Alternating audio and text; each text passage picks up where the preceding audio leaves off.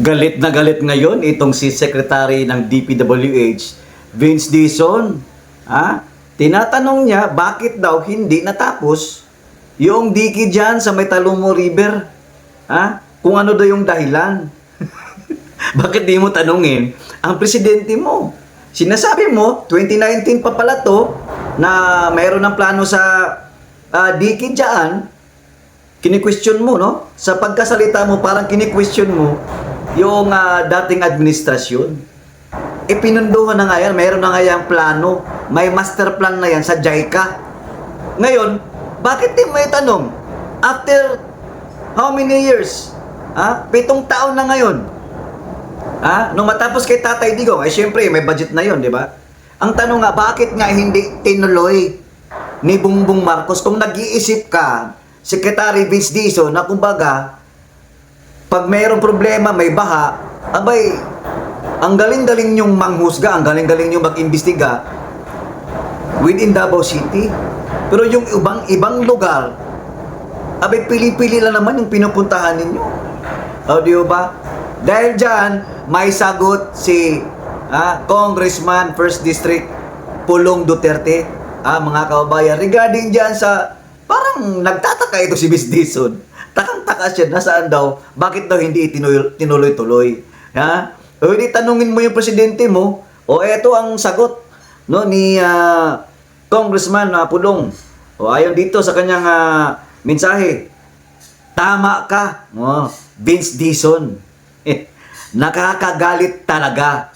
May Bisaya, may Tagalog po ito, Nakakagalit na ang mga taga-Talumo to endure another devastating flood 7 years after 2019.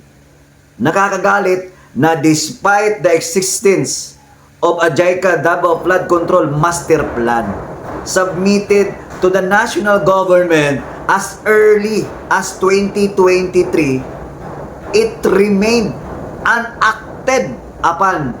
Kita mo, Vince Dizon, meron ng master plan.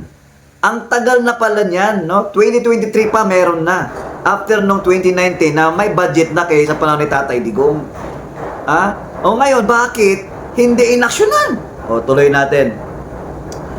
At mas nakakagalit na ikaw mismo ang umamin na ngayon mo lang nalaman ang tungkol dito at funding will only be proposed under the 2027 GAA o General Appropriation Act. So ang tanong, Bisaya ni, asa man di ay ang plano sa tulo ka tuig. Sa Tagalog, nasaan na yung plano, no? Ang ibig sabihin dito ni Congressman Pulong, yung plano ba na sinadmit nila 3 years ago regarding yan sa master plan ng flood control or yung mga dikes. Nasaan na daw yung plano na yun? Ang tanong pa niya dito, 3 taon na. Natulog ba or pinapatulog? Yan, itanong mo yan sa Pangulo mo. Alam namin na talagang pag Davao City, grabe yung budget, no?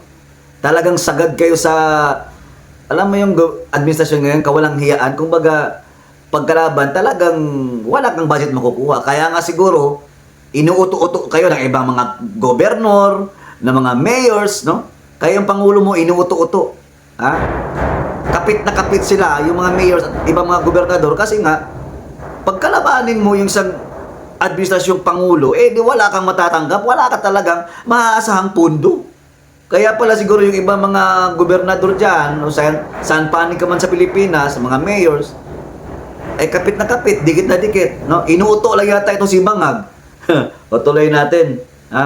You ask why nothing substantial was done after 2019. That's a fair question. But the answer is not outside the DPWH. Speaking of DPWH, Sir, Vince Dizon, Secretary, bakit di mo tanungin? Tanungin yung former na DPWH si Manny Bunuan. Kasi kung DPWH Secretary ka, bago lahat i-turn over sa'yo yan, ni Manny Bunuan, dapat alam mo lahat yan. Ano ba yan? Magic? Kung baga, gusto niya nang mag-resign, agad-agad ikaw yung ipapalit pero walang proper turnover. Oh. Yung may mga alam dyan sa DPWH, yung mga talagang matagal na dyan nagtatrabaho sa posisyon nila, yung sa public highways. Oh, gaya na lang ni Cabral, wala na din. Ha? Kasi mas maraming alam yun si Cabral, eh. No? Pero anyway, dito patuloy natin to. Sabi niya, na mismo sa inyong opisina, in Tagalog, andyan mismo sa inyong opisina. Oh. Naadiha ang libro sa DPWH, andyan yung libro ng DPWH. Ayaw ibutang sa kilid o patulga. Ha? Huwag nyong ilagay sa gilid, tapos patutulugin nyo lang. Oh, kumbaga, nandyan naman yung mga records. Bakit di mo bulaklatin? Bakit di mo busisiin? Bakit di mo himay-himayin? Na kung ano ba talaga ang nangyari sa budget dyan sa Davao City? Naks naman ka talaga, Miss Dizon, no? The records will tell you everything. Who prepared the projects, who approved them, who failed to fund them, and who allowed a completed master plan to gather dust while Davaoenos continue living endangered. Di ba? O ang daming tanong, Vince Dizon sa DPWH, andyan naman pala yung master plan, pananado na, na-prepare na, na-submit na, pero bakit hindi na may pagpatuloy hanggang ngayon? Yan ang itanong mo sa presidente mo. Huwag mong i-question na bakit ngayon lang, bakit hindi yan na ipagpatuloy? Bakit walang nasaan yung, di ba? Itanong mo sa former DPWH, itanong mo sa presidente mong ngagba. Oh. Kung tinuod nga nakakagalit, sa Tagalog, kung totoong nakakagalit, then don't stop at expressing anger. Huwag kang huminto na ipakita mong ikaw talaga ay galit. No? Kung galit ka, ipakita mo, Mr. DPWH Secretary. Hindi yung, parang gaya ng presidente mo. Presidente daw siya, hindi sa kamag-anak or kung kanino man. No? Presidente siya sa bansang Pilipinas. Parang ikaw din. Hindi ka DPWH ng kung saan-saan man. Department of Public Works, Highways Secretary ka sa buong Pilipinas, lalong-lalo na sa mata, no, ng mga kababayan nating ordinaryong mamamayan na nangangailangan ng pambihirang aksyon diyan sa lumalalang issue diyan sa mga flood control scandal, flood control dikes, yung mga issues diyan na kailangan ninyong ayusin yan. Wag masyadong pa-pretend ba na wala kang alam. 'Di ba? Kasi kalukuhan 'yan, tinon over sa iyo. Hindi mo alam na may ganyan yung nangyari sa Davao City. Tapos ang lakas-lakas yung bumatikos sa Davao City na kesyo nagkabaha, whatever ganyan. So totoo lang, sa buong Pilipinas o sa buong mundo, talagang binabaha na talaga ngayon. Even nga yung disyerto, nagkakaroon na nga ng baha. Climate change, at saka iba na yung mundo natin ngayon, iba na yung mga ginagalawan natin ngayon. Lalong-lalo na, panay na yung lindol, di ba? Hindi mo alam, kaya bumabaha na din kasi ang dami na din lupa na bumibigay. Isa yun, kaya tingnan nyo din yan. No? Hindi pa pwedeng lagi nyo nilang isisisi sa dating administrasyong Duterte. Pambihira naman, no? Sabi niya dito, open the books. Name names, file cases. Ang tanong, may nakasuhan ba sa flood control? Yung issue nga sa flood control, binabaliwala na nila. Huwag na kayong magmangmaangan. Kitang-kita na at damang-dama na ng sambayan ng Pilipino na binabasura nyo na yung issue dyan sa napakalaking iskandalong sindikatong magnanakaw ang nangyayari ngayon sa Administrasyong Marcos. Kay dili pwede nga kada na ay baha, hindi pwede na every time mayroong baha, ang response kay press conference o pangutana. Hindi pwede na every time magkaroon ng baha, ang sagot nyo lang lagi puro press conference. Puro lang papugi, puro lang salita. Wala namang action, wala namang ginagawa. Di ba? Ang kinakailangan, ang kinahanglan sa mga tao kay tubag o aksyon. Ang kailangan ng mga tao ay yung sagot at yung aksyon na talagang gagawan nyo ng paraan, gagawin nyo hindi din sa salita kundi sa gawa. Di ba? O di po nato himuong sayon ang problema. Hindi rin natin sabihin na madali lang yung problema. Flood control is not just about dredging. It requires funding, river improvements, dikes, drainage systems, watershed management, and implementation of a long-term master plan. Yun nga yung ginawa ng dating administrasyon. Nagkaroon sila ng master plan about flood control, no, na kung saan namamala yung JICA. Nandun na pala yung plano, no? After 2019 na kung saan nagkaroon ng budget, 3 years, no? Nagkaroon na po ng submission of plans, no? Yung sa about flood control, pero wala ngang action. Hindi nga ginawa ng paraan. Sa madaling salita, walang pundo. Grabe ka naman, Vince Dizon, no?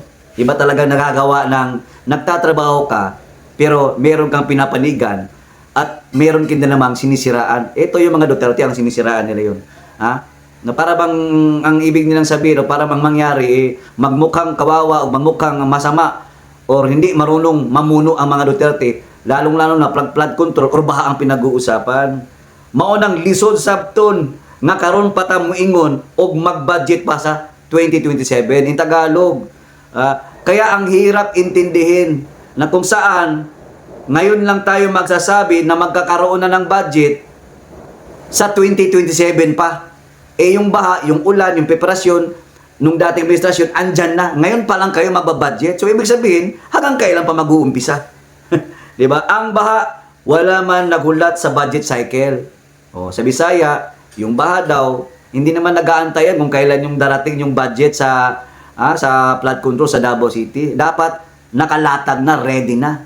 Kasi hindi na naman po Luzon lang po ang pagiging pangulo. Si pangulo na mismo nagsabi na yung pagiging pangulo niya ay sa buong Pilipinas, sa mamayang Pilipino. So hindi lang po Luzon, hindi lang po Visayas, hindi lang po Mindanao, kundi buong Pilipinas. Pero bakit walang budget ang Davao City? Kahit nga sa Minda, yung Mindanao, ano ba yung meaning ng Minda? Basta sa Minda, agency o department sa Minda, wala kang budget eh. Tuloy tayo. Ang tubig, wala man nagulat nga mahuman ang paperwork hindi nag-aantay ang tubig kung kailan magkakaroon or matapos yung paperwork. Di ba? So yes, Vince Dizon, nakakagalit. Pero ang mas nakakagalit kay human sa tulo ka tuig, no? Nga naa ang solusyon, ang giingon karon sa mga Dabawinyo kay hulat na pud mo pastilan. Nandyan na pala lahat, nandyan na dapat solusyonan, pero hanggang ngayon nag-aantay pa rin ang Dabawinyo na aksyonan ng DPWH yung nararanasan nilang pagbaha dyan. Nandyan na, nakasimula na po yung dikes up to 2019. 2019 nag-budget na. Bakit di na pagpatuloy? Kaya nga nagkaroon ng 2023 budget o submission para budgetan ulit. Anong nangyari after Tatay Digong's administration? 2023. Dapat mayroon na sanang budget.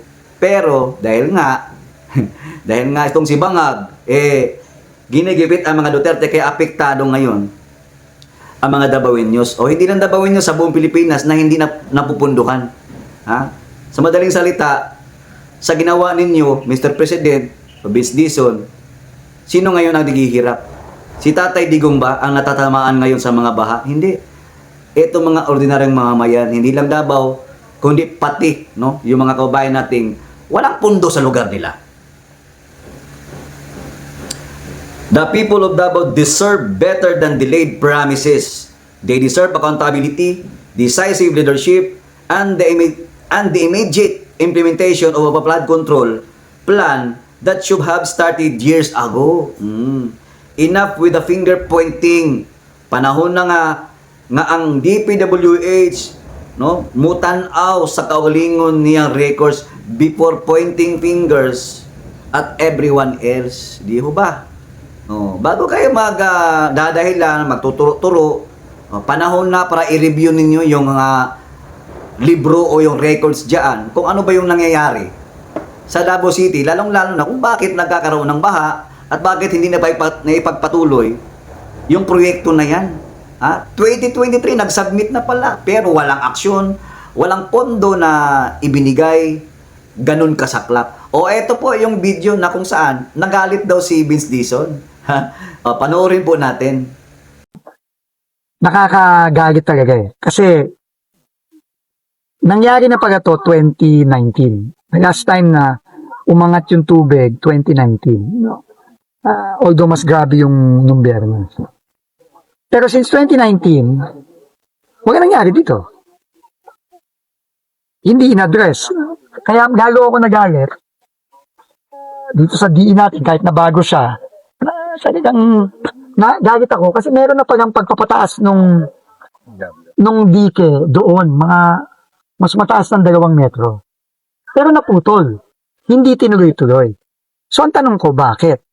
Hindi daw niya alam. Alam mo, bilyon-bilyon ang pumasok na pera dito ng DPWH.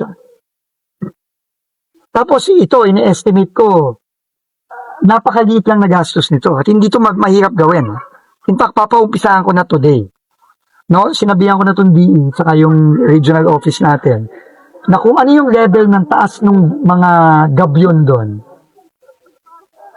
ituloy-tuloy na, para tumaas na to.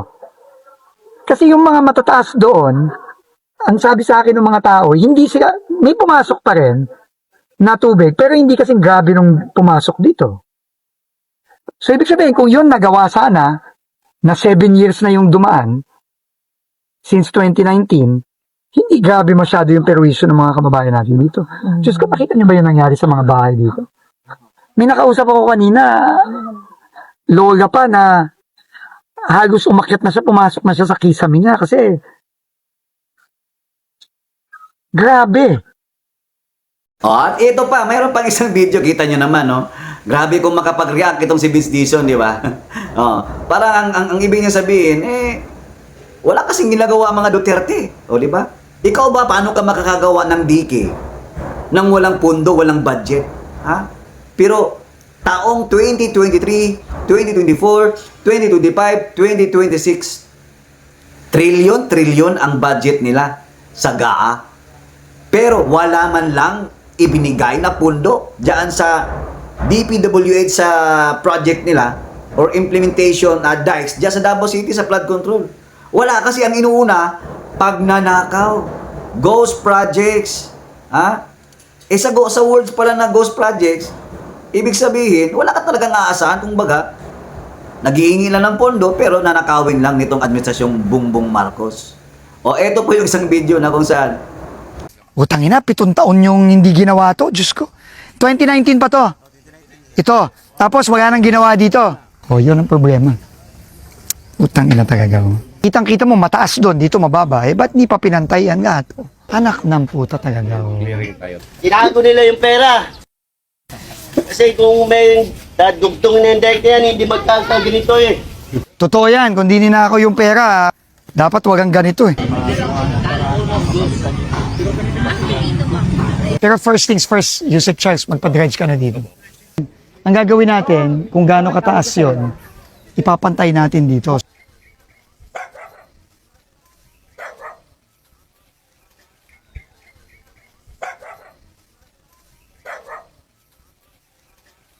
pakitang gilas ba, no? Wala man tayong masabi about Vince Dizon kasi trabaho niya yan. Pero sa nakikita ko, walang sinseridad no? Hanggang salita lang, puro finger pointing, no? Duterte ang gusto palabasin na walang ginagawa. Paano ka gagawa? National budget ang kailangan dyan. Nga naman gagamitin pa ng pera ng Dabawenyo para sa Davao, di ba? Dapat ang gagawa niyan pondo ng national. Kasi national projects po yan. O hanggang dito na lamang mga kabayan, tuloy po natin ang laban. Maraming salamat sa mga hindi pa po nakapag-subscribe sa atin. Please do like, share, and subscribe and click all po yung notification bell natin para mas updated kayo sa ating mga bagong uploaded videos. Bye!